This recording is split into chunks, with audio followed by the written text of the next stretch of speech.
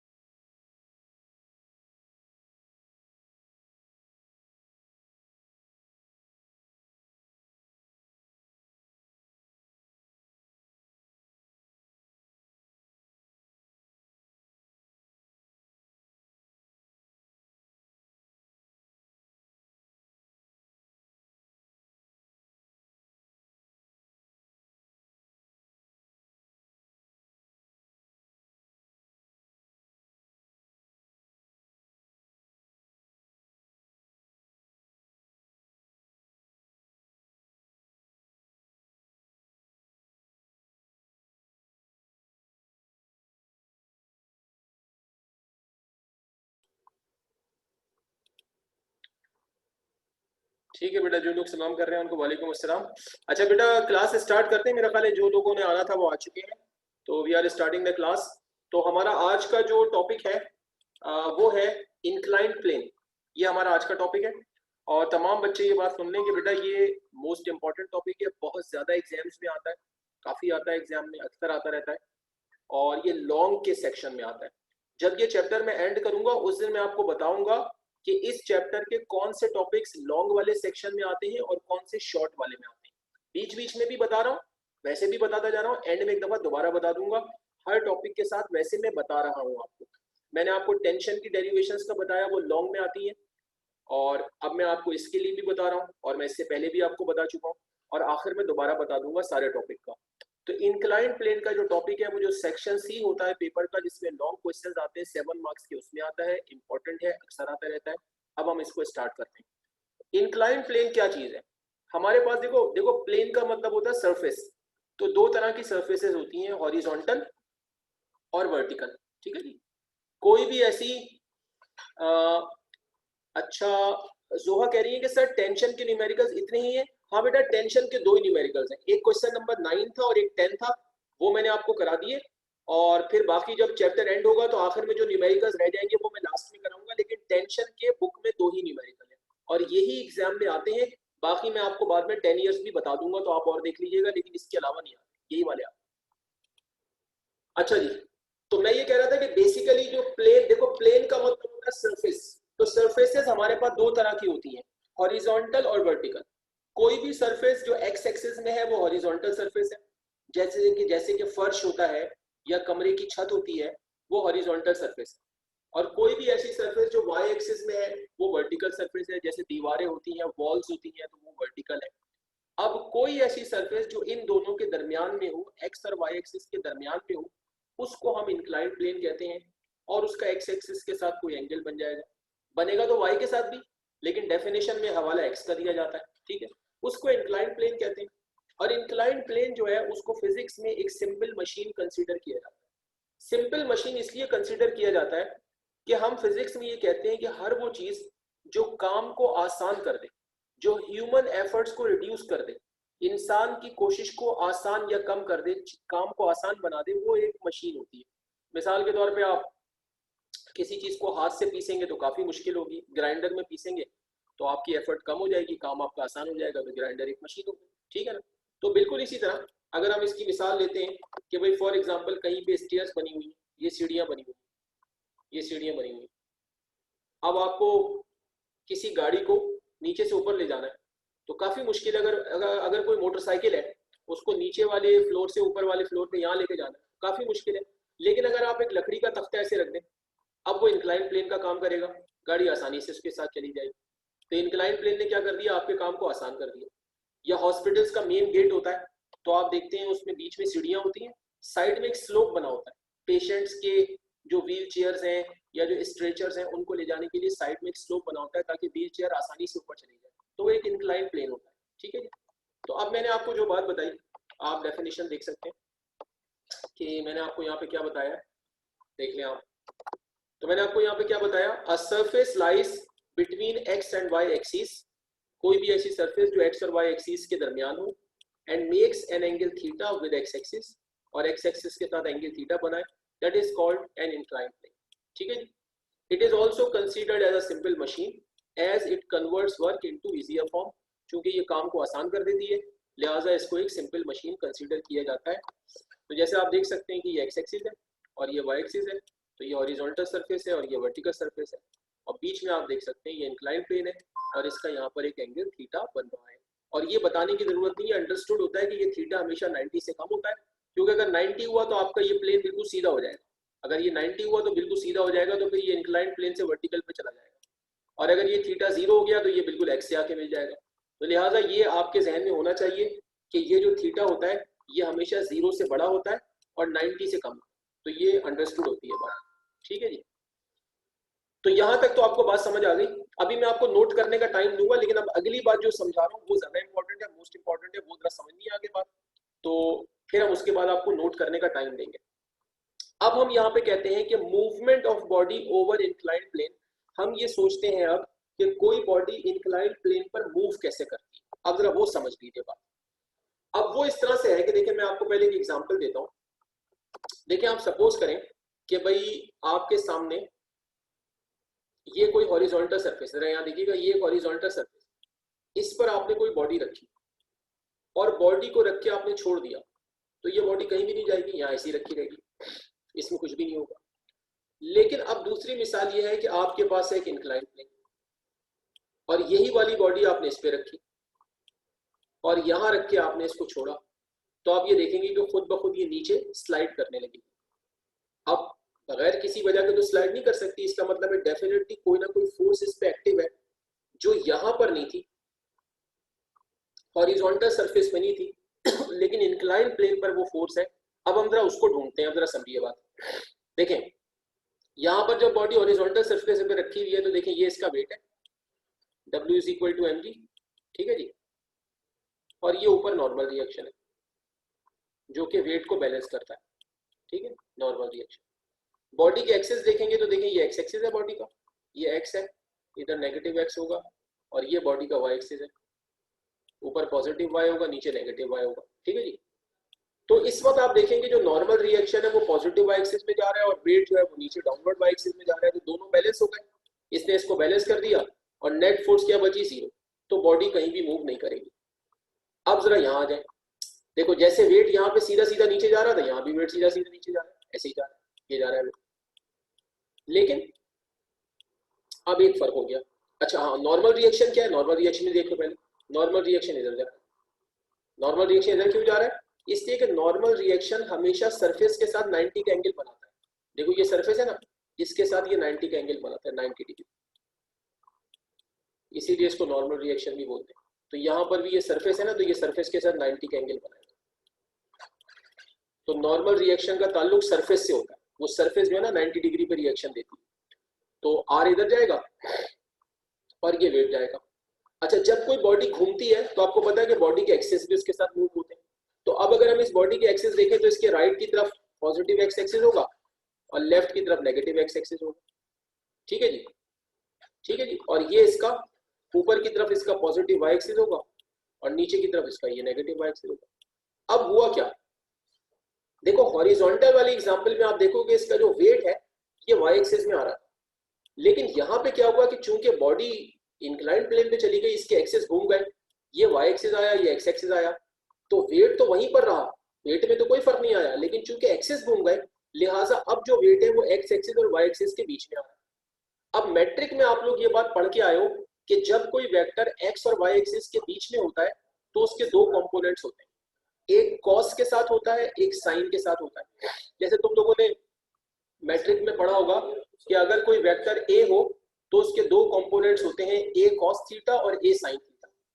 तो कॉस वाला जो होता है वो हमेशा थीटा के बराबर में होता है और साइन वाला जो होता है वो थीटा के ऑपोजिट होता है। तो अब यहाँ आप देखो कि यहाँ पर ये बन रहा है थीटा, ये थीटा बन रहा है। तो जब ये थीटा बन रहा है तो अब आप देखें ये एक्सिस की लाइन यहाँ तक ले आते हैं। अब ये देखो ये वेट के दो कंपोनेंट हो गए, एक यहाँ आ गया और एक यहाँ आ गया। अब आप देखो कि ये थीटा के बराबर वाला ये जो है ये डब्ल्यू कॉस थीटा होगा और ये थीटा के सामने वाला ये डब्ल्यू साइन थीटा होगा। ठीक है जी। तो अब आप खुद समझ सकते हैं कि अगर मैं लेफ्ट वाली एग्जांपल की बात करूं हॉरिजॉन्टल सरफेस की, तो बॉडी का जो वेट था वो सारा का सारा नॉर्मल रिएक्शन से कैंसिल हो गया। लेकिन यहां पर आप देखें कि आर के ऑपोजिट क्या है, ये आर है और आर के ऑपोजिट आ रहा है डब्ल्यू कॉस थीटा। लिहाजा यहाँ पे नॉर्मल रिएक्शन से पूरा वेट कैंसिल नहीं होता बल्कि डब्ल्यू कॉस थीटा कैंसिल होता है। और ये जो डब्ल्यू साइन थीटा नीचे की तरफ ऐड कर रहा है ये कैंसिल नहीं होता।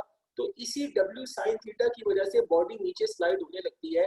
तो अब फर्क क्या है, अब आखिरी बात क्या है कि जब किसी बॉडी को हॉरिजॉन्टल सरफेस पर रखा जाता है तो बॉडी का पूरा वेट नॉर्मल रिएक्शन से बैलेंस हो जाता है या कैंसिल हो जाता है। लेकिन जब किसी बॉडी को इंक्लाइंड प्लेन पर रखा जाता है तो पूरा वेट नॉर्मल रिएक्शन से बैलेंस नहीं होता बल्कि वेट का एक कंपोनेंट यानी डब्ल्यू कॉस थीटा जो है वो नॉर्मल रिएक्शन से बैलेंस होता है और एक कंपोनेंट डब्ल्यू साइन थीटा नीचे की तरफ कैंसिल नहीं होता और इसी डब्ल्यू साइन थीटा की वजह से बॉडी नीचे की तरफ स्लाइड करने लगती है। तो अब आप लोग मुझे बताएं कि ये बात समझ आई आपको, ये कॉन्सेप्ट समझ आ गया आपको? हाँ बेटा।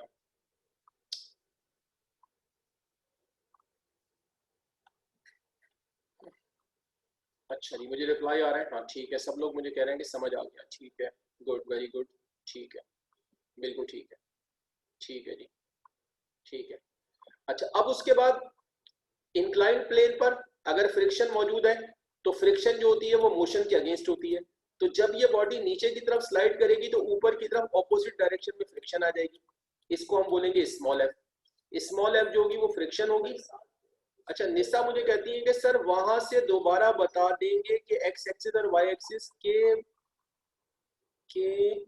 बीच में आ गया था, क्यों क्यों नेट डिस्कनेक्ट हो गया था, क्या हुआ था? जी निशा, दोबारा क्यों पूछ रही है? नेट चला गया था, डिस्कनेक्ट हो गई थी आप? बोले। अच्छा अच्छा, दोबारा बताता हूं। मैं ये कह रहा हूं कि जब बॉडी इंक्लाइंड प्लेन पर जाती है, जब बॉडी इंक्लाइंड प्लेन पर जाती है तो बॉडी के जो एक्सेस होते हैं वो बॉडी के साथ मूव कर जाते हैं। बॉडी जब गई इंक्लाइंड प्लेन पर, ये बॉडी रखी हुई है तो बॉडी के जो एक्सेस है ये एक्स एक्सेस आ गया बॉडी का, ये एक्स और ये एक्स और ये वाई और ये वाई। किसी भी बॉडी के, याद रखिएगा, किसी भी बॉडी के राइट और लेफ्ट पे जो होता है, राइट और लेफ्ट पे जो होता है वो एक्स एक्सिस होता है और ऊपर और नीचे जो होता है वो वाई एक्सिस होता है। ठीक है जी, ये बॉडी है तो राइट पर और लेफ्ट पर एक्स एक्सिस हो गया, ऊपर और नीचे क्या हो गया इसका, वाई एक्सिस हो गया। ठीक है जी। अच्छा, अब वेट की तो डायरेक्शन सीधी जमीन की तरफ होती है तो वेट तो सीधा सीधा जमीन की तरफ रहेगा, ये आ गया वेट डब्ल्यू। तो अब आप ये देखिए कि डब्ल्यू का एक एंगल बन गया वाई एक्सिस के साथ। तो वेट क्या है, वेट एक वेक्टर क्वांटिटी है। तो जब इसका एंगल बनेगा तो इसके दो कंपोनेंट होंगे, एक कंपोनेंट ये आ गया, एक ये आ गया।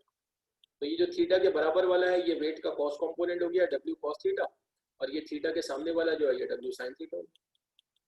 ठीक है जी। ये मैट्रिक में भी पढ़ा होगा कि जब भी कोई वेक्टर एक्स और वाई एक्सिस के बीच में आएगा तो उसके दो कंपोनेंट होंगे। थीटा के सामने वाला हमेशा साइन कंपोनेंट होगा और थीटा के जो बराबर वाला है वो हमेशा क्या होगा, एक्स कंपोनेंट होगा। एक्स कंपोनेंट कॉस और वाई कंपोनेंट साइन। अच्छा, इधर जो है वो नॉर्मल रिएक्शन जाएगा आर। तो यहाँ पे क्या होगा कि ये जो नॉर्मल रिएक्शन है ये बैलेंस करेगा किसको, डब्ल्यू कॉस थीटा। तो डब्ल्यू कॉस थीटा और नॉर्मल रिएक्शन एक दूसरे को कैंसिल कर देंगे, लेकिन ये जो डब्ल्यू साइन थीटा है ये कैंसिल नहीं हो रहा। इसी डब्ल्यू साइन थीटा की वजह से ये बॉडी जो नीचे स्लाइड करती हुई आ रही है तो ये किसकी वजह से आ रही है, डब्ल्यू साइन थीटा की वजह से आ रही है। ये बात मैं समझा रहा हूँ। तो अब आप निशा मुझे बता दें, आपको ये बात समझ आ गई? जी, समझ आई? ठीक है। अच्छा, अब मैं कह रहा था कि फ्रिक्शन ऑपोजिट होती है। तो जब ये बॉडी नीचे की तरफ स्लाइड करेगी तो फ्रिक्शन जो होगी ऊपर की तरफ एक्ट करेगी, उसको हम स्मॉल एफ से शो करेंगे। वो बॉडी को, जब बॉडी स्लाइड करेगी तो फ्रिक्शन इसको अपोज करेगी। ठीक है जी। और आखिरी चीज होती है कैपिटल एफ, ये मैं नीचे की तरफ शो कर रहा हूँ। कैपिटल एफ क्या होती है, वो रिजल्टेंट फोर्स होती है। रिजल्टेंट फोर्स का क्या मतलब है कि अगर किसी बॉडी पर, अगर किसी बॉडी पे 2 या 3 या 4 फोर्सेज एक्ट कर रही हैं या 5 कर रही हैं या कितनी भी कर रही हैं, तो उनमें से कुछ कैंसिल हो रही होंगी, तो आखिर में जो बचेगा कैंसिल वैंसिल होने के बाद जो बचेगा वो रिजल्टेंट फोर्स होगी, और रिजल्टेंट फोर्स की डायरेक्शन हमेशा वही होती है जिस तरफ बॉडी जा रही होती है। तो अगर कोई बॉडी नीचे की तरफ आ रही है तो फिर रिजल्टेंट फोर्स की डायरेक्शन जो होगी वो नीचे की तरफ ही होगी। ठीक है जी। तो अब आप ये देख सकते हैं कि जो मैं आपको बात समझा रहा था वो देखिए मैंने यहाँ पे मेंशन की है, देखिएगा जरा इसको आप।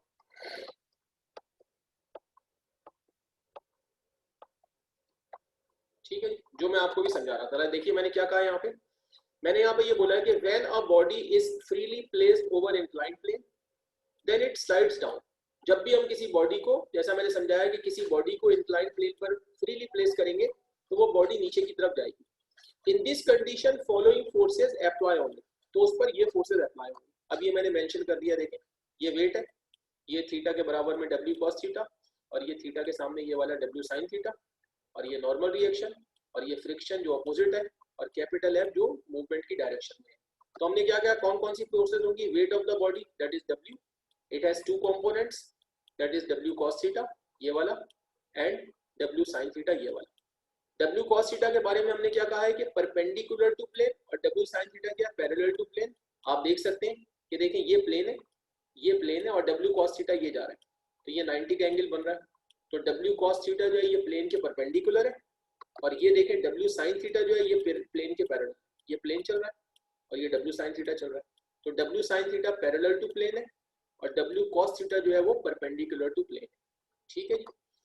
फिर उसके बाद normal reaction that is R, ये हो गया, which is upward and perpendicular to plane, ऊपर की तरफ है और प्लेन के साथ कितने का एंगल बनाता है, ये 90 का एंगल, तो ये प्लेन के परपेंडिकुलर है। फिर तीसरी फोर्स क्या है, फ्रिक्शन, यानी स्मॉल एफ ये वाली। ठीक है, it acts against the motion, ये मोशन के अगेंस्ट होती है, बॉडी नीचे आ रही है, फ्रिक्शन ऊपर की तरफ। और चौथी फोर्स क्या है, resultant force that is F ये वाली, ये किस तरफ होती है, it is directed towards the motion. तो एक्चुअली ये फोर्स खुद कोई अलग से नहीं होती, फोर्सेस तो चार हैं, 1 2 3 और 4। इन चार में से कैंसिल वैंसिल होने के बाद जो बचेगा वो इसके इक्वल हो जाएगा। तो रिजल्टेंट फोर्स अलग से कोई फोर्स नहीं होती, बॉडी पर जितनी फोर्सेस एक्ट कर रही होती हैं उनमें से कैंसिल होने के प्लस माइनस होने के बाद जो बचता है वो रिजल्टेंट फोर्स होती है, और उसकी डायरेक्शन वही होती है जहां पर बॉडी जा रही होती है। तो अब यहां तक मैंने आपको समझाया है। अब आपको मैं टाइम देता हूँ, 5 मिनट का 6 मिनट का टाइम है, आप यहाँ से आ जाएं और यहाँ तक पहुंच जाएं, इसके बाद मैं आपको आगे बताऊँ।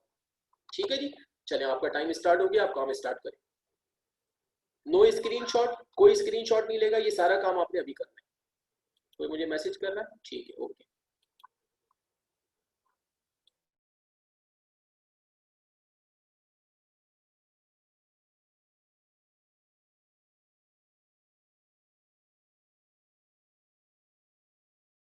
अच्छा, कोई मुझसे पूछ रहा है कि डायग्राम बनानी है, बेटा बस ये बात तो अब आइंदा नहीं पूछनी आपने, जो डायग्राम मैंने बनानी है बनाई हुई है वो तो बहुत जरूरी है, आपने लाजमी बनानी है, आपको पूछने की जरूरत ही नहीं है, जो फिगर है वो लाजमी बनानी है।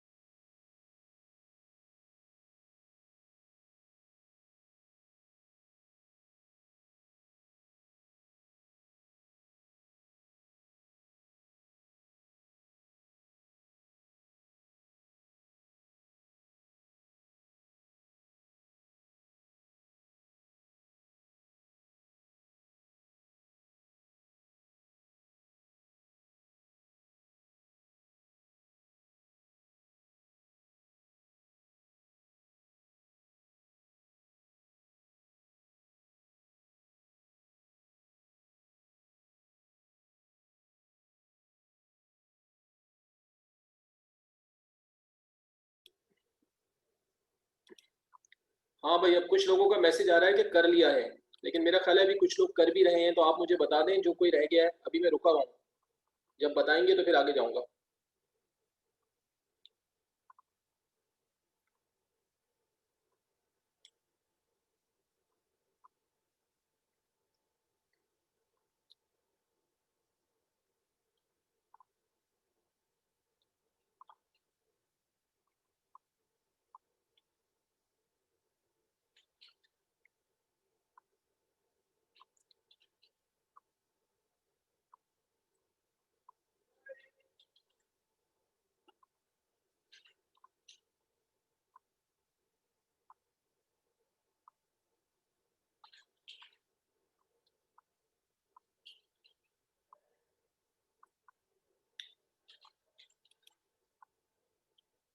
जी बेटा, सबने कर लिया, आगे चलें।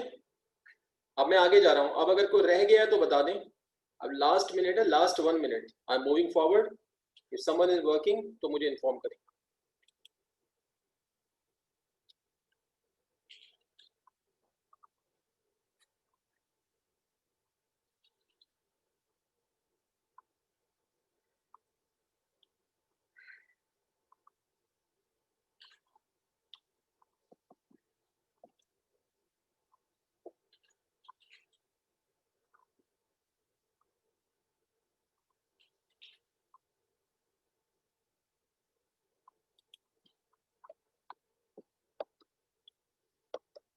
अच्छा, अब देखिए, अब आगे बढ़े। अब जैसा कि मैंने आपको बताया था, जैसा कि मैंने अभी समझाया था कि W cos थीटा और R, यानी नॉर्मल रिएक्शन और W cos थीटा एक दूसरे को बैलेंस कर देते हैं। तो मैंने यहाँ पे क्या लिखा है कि there is no motion along R and W cos theta, it means these are cancelled with each other।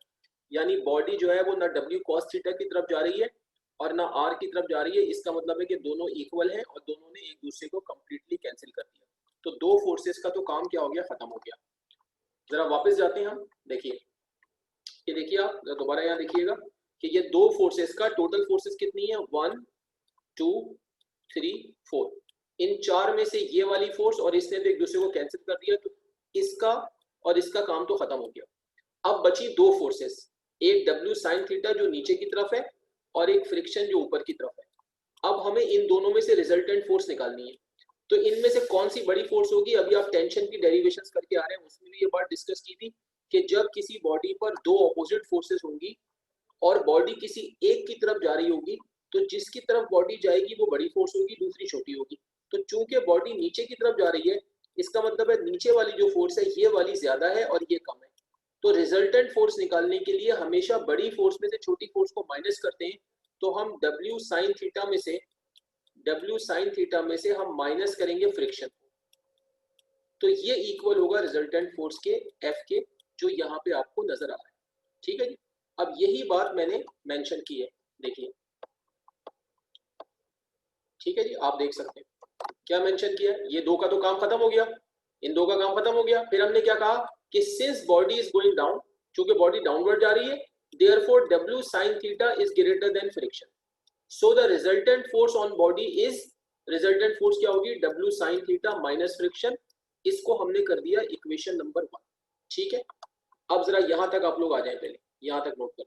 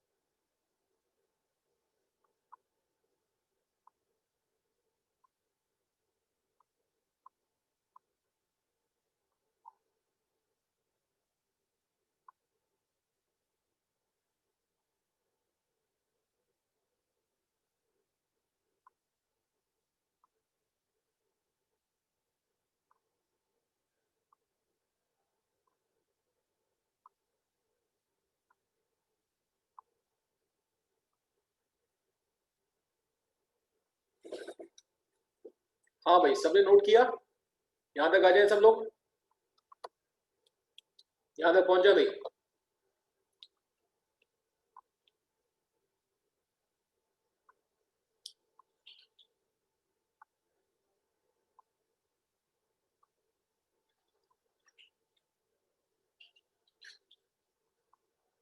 हाँ भाई, किधर गए? कोई जवाब नहीं आ रहा मुझे। अच्छा जी, ठीक है जी, कह रहे हैं डन। बाकी लोग भी कर लें यहाँ तक। ठीक है, ठीक है जी। जब आप यहाँ तक पहुंच जाएंगे तो अब इसमें आखिर में बात ये समझिए कि एग्जाम में आपसे क्या कहा जाता है। एग्जाम में आपसे कहा जाता है, जब इंक्लाइन प्लेन का टॉपिक आता है तो एग्जाम में आपसे कहते हैं कि आपको बॉडी के एक्सेलरेशन के फॉर्मूले बनाने। वो आपसे कहते हैं कि अगर कोई बॉडी इंक्लाइन प्लेन पर मूव कर रही हो तो उसके एक्सेलरेशन के फॉर्मूले बनाएं, और दो कंडीशंस में बनाएं। अगर इंक्लाइन प्लेन फ्रिक्शन लेस है, ठीक है, मेरे अल्फाज गौर से सुनिएगा, मैं दोबारा बता रहा हूं। आपसे एग्जाम में जब क्वेश्चन आता है तो वो ये कहते हैं कि अगर कोई बॉडी इंक्लाइन प्लेन पर मूव कर रही है तो उसके एक्सेलरेशन के फॉर्मूले बनाएं। अगर अगर प्लेन फ्रिक्शन लेस है और अगर प्लेन पर फ्रिक्शन मौजूद है, ये दोनों कंडीशंस में कहते हैं। तो अब यहां पर देखें कि हमने आगे क्या किया है। अब हमने यहां पर पहली बात की, हमने कहा कि जी if plane is frictionless, अगर फर्ज कर लें कि प्लेन फ्रिक्शन लेस है, यानी आइडियल कंडीशन है, ठीक है जी। अच्छा, वो कोई बच्ची मुझे कह रही है कि सर आपने क्वेश्चन नहीं लिखवाया। हाँ, मैंने इस समय नहीं लिखवाया, लेकिन मैंने आपको बता दिया है। तो उम्मीद है कि आपको इसमें कोई प्रॉब्लम नहीं होगी। तो अगर आप चाहें तो मैं लिखवा भी देता हूँ, लेकिन मैंने आपको बता दिया है, मैंने आपको बता दिया है कि एग्जाम में क्या आता है। एग्जाम में ये आता है कि अगर कोई बॉडी इंक्लाइन प्लेन पर मूव कर रही है तो आप उसके एक्सेलरेशन के फॉर्मूले बनाएं, अगर प्लेन फ्रिक्शन लेस है या प्लेन के ऊपर फ्रिक्शन है। तो अभी रिजल्ट आपके सामने आ जाएंगे, ठीक है। आप लोग चाहें तो लिख लें क्वेश्चन, मैं आपको बोल देता हूँ, मैं आपको बोल देता हूँ, आप लोग क्वेश्चन लिख लें। मैं बोल रहा हूँ, आप लोग लिख लें, क्वेश्चन लिखिए। क्वेश्चन लिख लें कि एग्जाम में कैसे आता है। Define incline plane, define define inclined plane and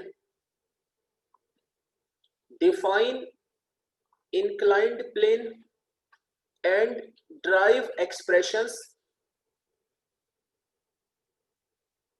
define inclined plane and drive expressions for acceleration of a body,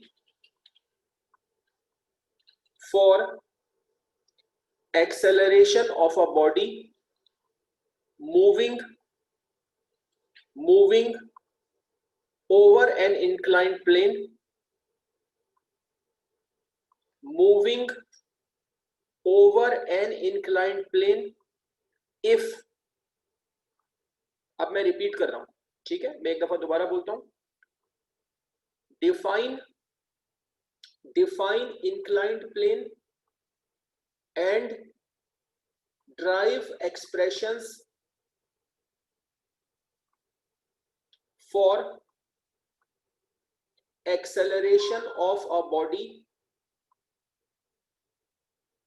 moving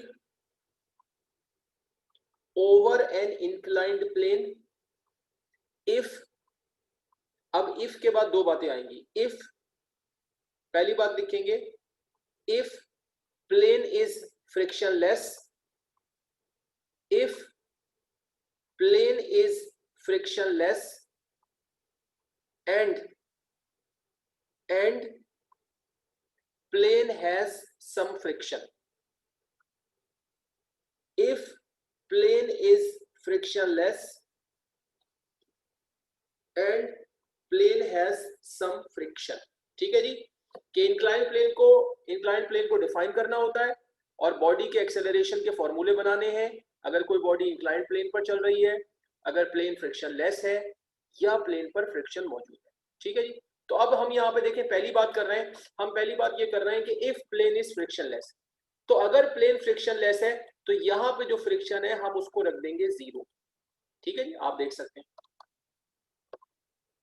ये देखिए हमने क्या किया, हमने पुट कर दिया put f equal to zero, put f equal to zero in equation 1, हमने यहाँ पे फ्रिक्शन को जीरो रख दिया, तो f is equal to W sine theta बच गया। अब जब f is equal to W sine theta बच गया तो f की जगह एम ए आ जाएगा और w की जगह एम जी आ जाएगा, तो m से m क्या हो जाएगा, कैंसिल हो जाएगा। ठीक है जी, f की जगह देखें एम ए रखा, w की जगह एम जी रखा, m से m क्या हो गया, कैंसिल हो गया। तो ये आपका फॉर्मूला आ गया a is equal to g sine theta. ये हमारे पास पहला फॉर्मूला आ गया कि अगर प्लेन फ्रिक्शन लेस है और इंक्लाइंड प्लेन पर कोई बॉडी नीचे की तरफ आ रही है, बॉडी डाउनवर्ड स्लाइड कर रही है, तो उसके एक्सेलरेशन का फॉर्मूला होगा, क्या होगा, a is equal to g sine theta. और अगर बॉडी ऊपर की तरफ जा रही है तो माइनस जी हो जाएगा जी की जगह, क्योंकि आपको पता है डाउनवर्ड आने में पॉजिटिव जी होता है, ऊपर जाने में नेगेटिव जी होता है। अब यहाँ पर आप ये सवाल ये भी कर सकते हैं, आप सवाल ये भी कर सकते हैं कि भाई बॉडी तो हम रख के छोड़ेंगे तो नीचे ही आएगी, ऊपर कैसे जाएगी, ऊपर भी जा सकती है। मिसाल के तौर पे फर्ज कर लेंगे भाई कोई बॉडी है, कोई बॉडी है आपने नीचे रखी, और नीचे रखने के बाद आपने जोर से फोर्स लगाई, और फोर्स लगा के आपने इसको ऊपर की तरफ धक्का दे दिया, तो आप जो फोर्स लगाएंगे उसकी वजह से ये ऊपर जाएगी ऊपर, लेकिन नीचे से ग्रेविटी तो उसको खींच रही होगी, तो ये ऊपर जाते जाते जाते कहीं रुकेगी और उसके बाद नीचे आना शुरू हो जाएगी। तो इसका मतलब है कि जो फोर्स आपने लगाई है तो वो अगेंस्ट द ग्रेविटी बॉडी जा रही है, तो बॉडी ऊपर भी जा सकती है, तो वो ग्रेविटी के अगेंस्ट जा रही होगी, तो इसलिए फिर जी की जगह क्या आ जाएगा, माइनस जी आ जाएगा। हाँ ये और बात है कि ऊपर जाते जब भी जाएगी ऊपर, तो कहीं ना कहीं वो रुकेगी और फिर वो रुकने के बाद नीचे आ जाएगी। तो अगर बॉडी डाउनवर्ड जाएगी तो एक्सेलरेशन का फॉर्मूला जी साइन थीटा होगा, और अगर बॉडी ऊपर की तरफ जाएगी तो जी की जगह माइनस जी आ जाएगा, माइनस जी साइन थीटा हो जाएगा। अब हम कर लेते हैं दूसरी बात कि if plane has some friction, अगर प्लेन के ऊपर कुछ फ्रिक्शन मौजूद हो तो फिर ये फ्रिक्शन यहाँ से हटाई नहीं जाएगी, ये यहाँ पर ऐसे ही मौजूद हो। आप देखिए यूजिंग इक्वेशन 1 हमने क्या किया, हमने इक्वेशन 1 को दोबारा यूज कर लिया, f is equal to W sine theta minus f, और हमने f को इसके अंदर वैसे ही रहने दिया। और फिर हम उसी तरह क्या करेंगे, f की जगह एम ए, ये देखिए इस f की जगह एम ए आ गया और ये w की जगह एम जी आ गया। ठीक है जी, अब चूंकि फॉर्मूला हमें निकालना है किसका, फॉर्मूला हमें निकालना है एक्सेलरेशन का, लिहाजा ये m जो a के साथ मल्टीप्लाई हो रहा है इसको राइट साइड पर ले जाएंगे, जाके डिवाइड हो जाएगा। जब ये डिवाइड हो जाएगा तो फिर एज ए एलसीएम इसको ब्रेक करें, ये दोनों के साथ अलग अलग हो जाएगा, इन दोनों के साथ अलग अलग कर लें, तो देखें m g sine theta divided by m, इसके साथ अलग कर लिया, बीच में माइनस लगाया और फ्रिक्शन के साथ अलग से डिवाइड कर लिया। क्यों किया, इसलिए कि ताकि एक एम कैंसिल हो जाए, तो ये एम इससे कैंसिल हो गया, तो क्या बचा जी साइन थीटा और माइनस एफ अपॉन एफ। ये तीसरा फॉर्मूला आ गया कि अगर इंक्लाइंड प्लेन पर फ्रिक्शन मौजूद होगी और बॉडी नीचे की तरफ आएगी तो उसका एक्सेलरेशन जो होगा वो a is equal to g sine theta minus f upon m होगा, जहां पर f जो है वो प्लेन की फ्रिक्शन होगी, और अगर बॉडी ऊपर की तरफ जाएगी तो g की जगह माइनस जी आ जाएगा। तो टोटल हमारे पास 4 फॉर्मूले होते हैं, 1 2 3 4। अगर इंक्लाइंड प्लेन फ्रिक्शन लेस है और बॉडी नीचे की तरफ जा रही है तो एक्सेलरेशन होगा जी साइन थीटा, और अगर बॉडी ऊपर जा रही है तो जी की जगह माइनस जी आ जाएगा। और अगर इंक्लाइंड प्लेन के ऊपर फ्रिक्शन मौजूद होगी और बॉडी नीचे की तरफ आ रही है तो एक्सेलरेशन होगा g sine theta minus f upon m, और अगर ऊपर जा रही है तो जी की जगह माइनस जी आ जाएगा। ये 4 फॉर्मूले होंगे। एग्जाम में जब सवाल आता है, अगर वो आपसे दोनों बातें कहेंगे, अगर आपसे दोनों बातें कहेंगे कि आपने फॉर्मूले बनाने कि जब प्लेन फ्रिक्शन लेस हो या प्लेन पर फ्रिक्शन हो, तो आप चारों बनाएंगे। और कभी कभी ऐसा भी होता है कि वो आपसे ये वाली बात नहीं करते, वो सिर्फ ये कह देते हैं कि आप फॉर्मूले उस वक्त बनाएं जबकि प्लेन फ्रिक्शन लेस है, तो बस आप फिर पहला और दूसरा बना के यहाँ पे रुक जाएंगे। और अगर आपसे दोनों कंडीशंस में बोलेंगे तो फिर आप पहला दूसरा तीसरा चौथा ये सारा बनाएंगे, तो यहाँ पर आके ये कंप्लीट हो जाएगा। अब आप मुझे बता दें समझ आ गया है, तो आप लोग इसको पूरा नोट कर लें ताकि आपका ये टॉपिक कंप्लीट हो जाए। रिप्लाई करने मुझे, ठीक है, रिप्लाई आ रहा है आप लोगों का, यस का रिप्लाई आ गया, ठीक है ठीक है ठीक है जी। आप नोट करें, आपको 5 मिनट दे रहा हूँ, 4-5 मिनट आपके पास है, पूरा काम करें, शाबाश, ठीक है जी।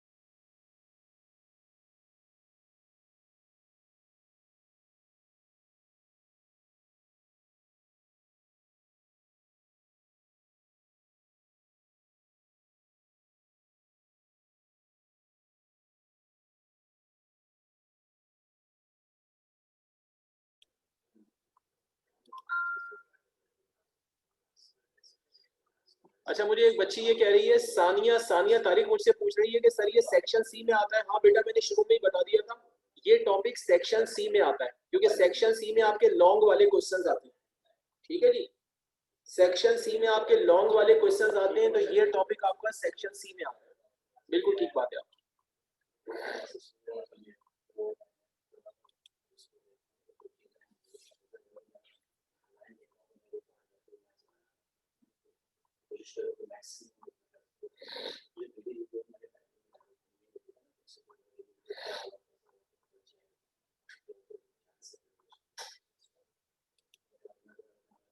हाँ भाई, एक दो बच्चों ने मुझे कहा है कि हमने कर लिया, 2-3 का मैसेज है कि हमने कर लिया है, तो बाकी भी मुझे बताएं, बाकी लोग मुझे बताएं भाई, सब कर लेंगे तो आगे जाऊंगा।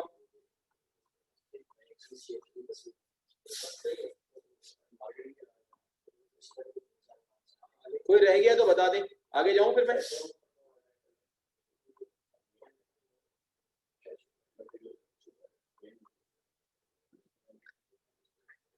बिस्मा मुझे कह रही है सर फ्रिक्शन लेस वाले में एफ अपॉन एम क्यों आया? नहीं बेटा, फ्रिक्शन लेस में एफ अपॉन एम कहाँ है? फ्रिक्शन लेस में तो एफ अपॉन एम नहीं है। कहाँ है फ्रिक्शन लेस में? तो फोर्स ही है, फ्रिक्शन ही खत्म हो गई।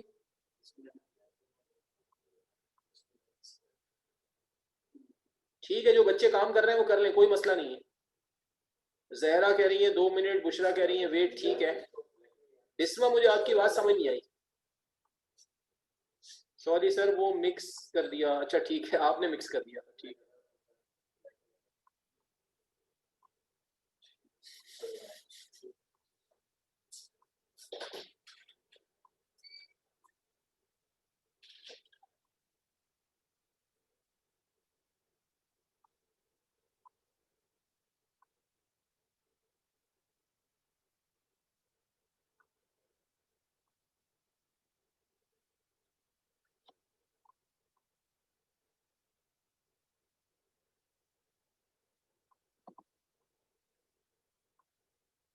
हाँ भाई, आगे चलें, बताइए। अब कोई रह गया तो बता दें। एक बच्ची जहरा असगर रह गई है, बाकी तो सब चल पड़े। हाँ जी जहरा, आप बताइए। Zahra Asghar, where are you Zahra Asghar, are you doing? Done, okay. So we are moving forward, ये टॉपिक हमारा कंप्लीट हो गया, आगे चलते हैं हम। अब हम आपको इंक्लाइन प्लेन का न्यूमेरिकल करा रहे हैं। हाँ इधर इधर ध्यान करने, बड़ा आसान और सिंपल सा क्वेश्चन है। देखिए जरा यहाँ पे question number 14। Question number 14, a cyclist is going up a slope of 30 degree. एक साइक्लिस्ट है, वो 30 डिग्री के स्लोप पे ऊपर जा रहा है, ये आ गया थीटा, विथ 3.5 मीटर पर सेकेंड, और उसकी जो वेलोसिटी है वो 3.5 मीटर पर सेकेंड है। इफ ही स्टॉप्स पेडलिंग, अगर वो पेडल्स चलाना बंद कर दे तो कुछ दूर जाके साइकिल रुक जाएगी। तो how much distance will he move before coming to rest? तो वो साइक्लिस्ट जो 30 डिग्री के स्लोप पर 3.5 मीटर पर सेकेंड की वेलोसिटी से ऊपर जा रहा है, ऊपर जाते जाते अगर वो पेडल्स चलाना बंद कर देगा तो साइकिल रुक जाएगी। साइकिल कितना आगे जाके रुकेगी वो निकालना है। और ब्रैकेट में लिखा हुआ है कि अज्यूम फ्रिक्शन इज नेग्लिजिबल, यानी फ्रिक्शन जीरो है। तो देखिए 30 डिग्री उसका थीटा हो गया, 3.5 मीटर पर सेकंड उसकी इनिशियल वेलोसिटी हो गई। चूंकि वो आगे जाके रुक जाएगा इसलिए फाइनल वेलोसिटी जीरो हो गई। और फ्रिक्शन लेस है यानी फ्रिक्शन नेग्लिजिबल है, तो फ्रिक्शन जीरो हो गई। और कितना आगे जाके रुकेगा, डिस्टेंस एस आपको निकालना है। अब जब हम इसको सॉल्व करने जाएंगे, इसकी कैलकुलेशन में जाएंगे, तो आप देख सकते हैं कि चूंकि हमें एस निकालना है और वी आई और वी एफ दोनों चीजें हमें गिवन है, तो हम इनिशियली क्या करेंगे, थर्ड इक्वेशन अप्लाई करेंगे। थर्ड इक्वेशन जैसा कि आपके सामने लिखी हुई है क्या होती है, 2as equal to v f square minus v i square apply करेंगे। और इसमें देखिए हम वैल्यू रखेंगे, आपके सामने है, आप देखिए कि हमने इसमें क्या किया है। देखिए हमने इसमें वैल्यू रखी, वी एफ देखिए हमने रखा 0 और वी आई रखा 3.5। तो देखिए 0 का स्क्वायर 0 हो जाएगा और 3.5 का होता है 12.25। और जब आप 0 में से माइनस करेंगे 12.25 तो ये माइनस 12.25 आ जाएगा। और लेफ्ट साइड पे 2as अभी वैसे ही छोड़ दें क्योंकि s तो फाइंड करना है और एक्सेलरेशन पता नहीं। ये हो गई हमारी इक्वेशन नंबर 1।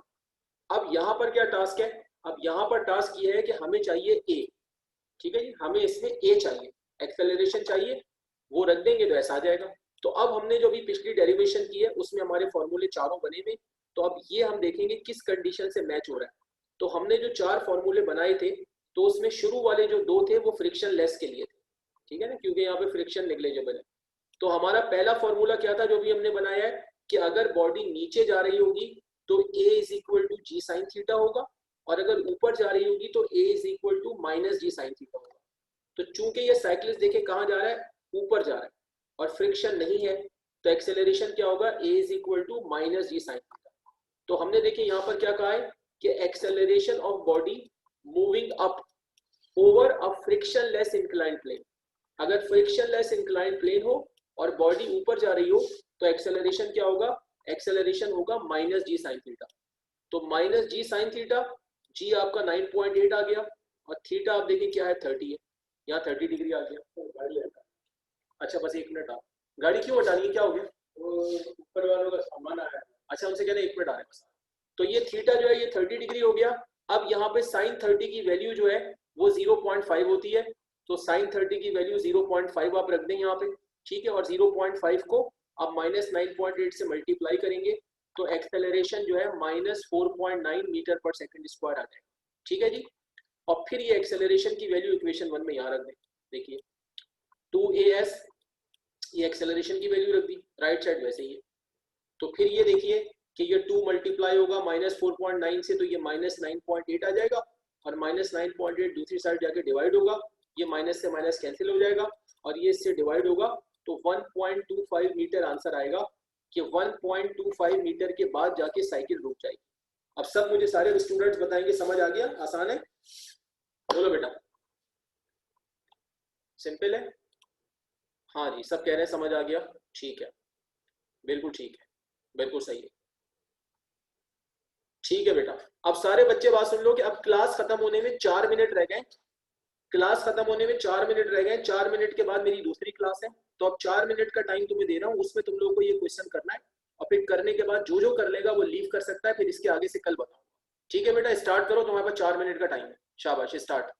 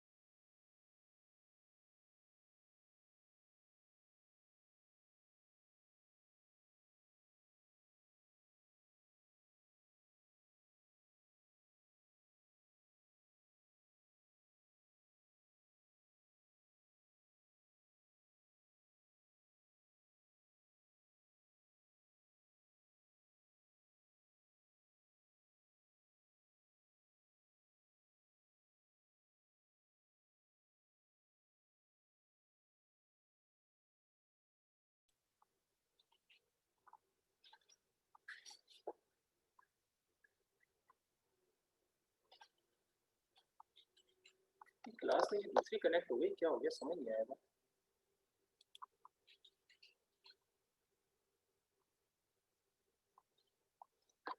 सर ये क्लास मेरी कनेक्ट कैसे हो गई, ऑटो कनेक्ट पे चली गई।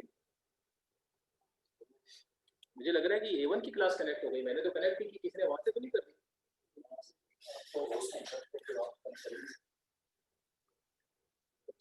अच्छा बच्चे आ गए ना, तो मैंने तो A1 अभी कनेक्ट ही नहीं किया। इसी बात पे तो मैं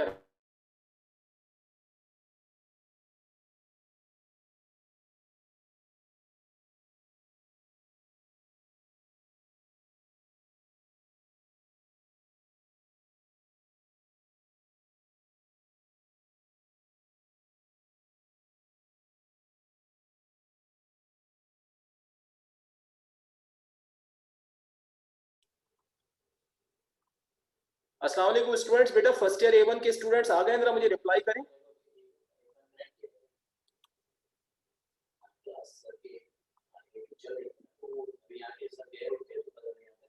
ठीक है, थैंक यू 1 मिनट दे दें बेटा, अभी शुरू करते हैं। ठीक है बेटा 1 मिनट दे दें, अभी शुरू करते हैं।